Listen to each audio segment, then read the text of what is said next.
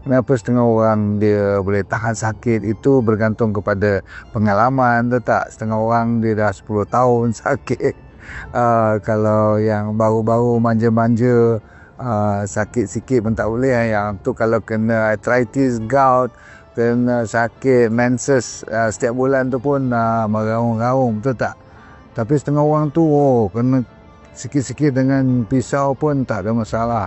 Kalau takat-takat cucuk ambil darah tu dia senyum je, betul tak? Setengah orang pengsan terus. Saya ada kawan dia dengar je dia kena ambil darah kan, kadang-kadang kat office ni kadang setiap tahun kita buat kan. Dia pengsan dulu. Okey. Tapi itulah dia. Sakit ni jangan main-main, memang teruk.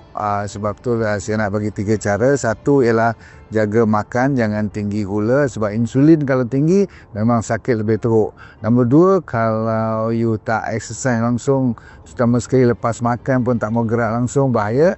Dan sekali kena cukup air. Okey? Yang penting sekali kalau tengah sakit teruk, jangan lupa ambil suppress. Sementara nak bagi baik, maklum sajalah penyakit-penyakit ni atau sakit-sakit ni dia bukan boleh baik dalam masa 1-2 hari, betul tak? Sementara tu saya spare kepada anda, namanya suppress. Anda cuba belajar tentang suplemen namanya suppress.